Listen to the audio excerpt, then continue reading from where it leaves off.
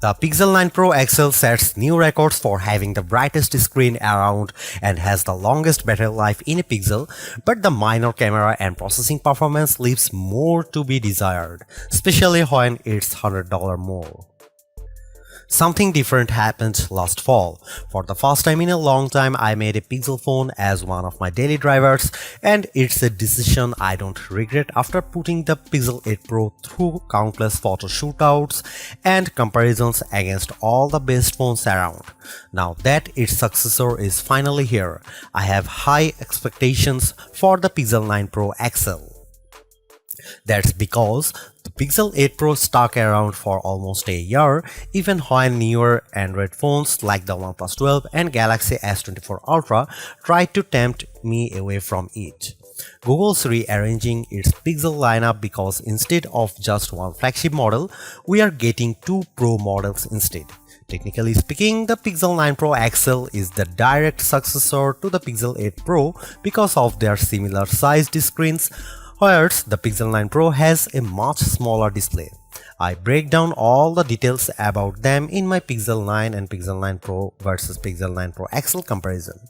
Given the opportunity of the iPhone 15 Pro Max and Galaxy S24 Ultra, Google's arming the Pixel 9 Pro XL with bigger upgrades like newer cameras, more helpful AI features, and a stronger, more durable design. In my Pixel 9 Pro XL review, I will see if it's a worthy update that could convince people to choose it over rival phones. Frankly, I'm annoyed that we are getting back-to-back price hikes because the Pixel 8 Pro launched at $100 more than its predecessor last year with its $999 starting cost. And now with the Pixel 9 Pro XL, it's up by yet another $100 to a starting price of $1,099 in the US. This effectively ends one of the best parts about getting a Pixel phone, their discounted prices. Pixel 9 Pro XL pre-orders are available right now with steep discounts on the flagship phone when you do a trade-in, although it will be available online and select retailers starting on September 4. There's a total of 4 colors at launch: Obsidian, Porcelain, Hazel, and Rose Quartz. I do miss the Bay option for my Pixel 8 Pro, but I do like the Rose Quartz color of my Pixel 9 Pro XL review unit because of its lighter tone. I'm really annoyed that the base starting storage is still 128GB. First and foremost, I love the redesigned camera hump on the back of the phone because it's much more pronounced than ever before. The elongated pill-shaped protrusion in a departure from the edge-to-edge camera bar in past Pixels, but it's exactly what it needs to set it apart from other phone designs. Apart from the camera arrangement, the design of the Pixel 9 Pro XL makes it look eerily similar to the iPhone 14 Pro Max due to the polished metal trims that are now flat as opposed to contoured. I know others may like this change, but it doesn't feel as comfortable to hold as the rounded edges of the Pixel 8 Pro, so it's something I'm just going to need to get used to. Despite this, at least it's still sporting the same matte gloss surfaces as before to give them that always clean, smooth look. Google claims that the design is twice as durable as the Pixel 8 Pro with its IP68 construction, especially with Corning Gorilla Glass Victus 2 protecting its screen. During its Made by Google event, the company made an outrageous claim that Pixel 9 Pro XL 6.8-inch Super Actua display reaches a peak brightness of 3000 nits. I didn't think it was ever going to get close to that in our testing, but I was mistaken. Hands down, the Pixel 9 Pro XL has the brightest screen we have ever tested, reaching a blinding peak of 2469 nits, a substantial improvement over the 1526 nits of the Pixel 8 Pro. And you know what? It shows outside when I play the same 4K HDR clip, with the Pixel 9 Pro XL being noticeably brighter than the Pixel 8 Pro. But it doesn't end there either, because this OLED panel looks marvelous with its rich color tones and wide viewing angles that barely show any distortion when I look at it from an angle. This record-breaking mark is hard to believe, more so when rival phones like Galaxy S24 Ultra tops out at 1326 nits. I am starting to believe that phone makers are leaning on software more so than the hardware to propel their cameras, and the Pixel 9 Pro XL is proof of this. That's because its triple camera system consists of a 50 megapixel main camera, 48 megapixel ultra wide and 48 megapixel telephoto with 5x optical zoom. Technically speaking, the main and telephoto cameras are identical to Pixel 8 Pro, however, the ultra wide benefits from a wider f1.7 aperture, which makes it more suitable for low light. While the rear cameras are similar for the most part, it's the selfie camera that gets the biggest upgrade. A pixel crunching 42 megapixel autofocusing front camera with a wider 103-degree field of view.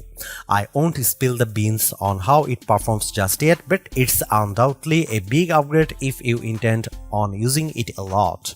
Meanwhile, the camera interface is just as intuitive and robust as ever before. Since it's a Pro model, shutterbugs like myself appreciate the Pro controls that let me dial in a few of the camera settings manually. The only new changes include the Add Me feature, which leans on AR guidance to let the photographer be included in the shot along with how panoramic photos are taken. Here are some camera samples of Google Pixel 9 Pro XL.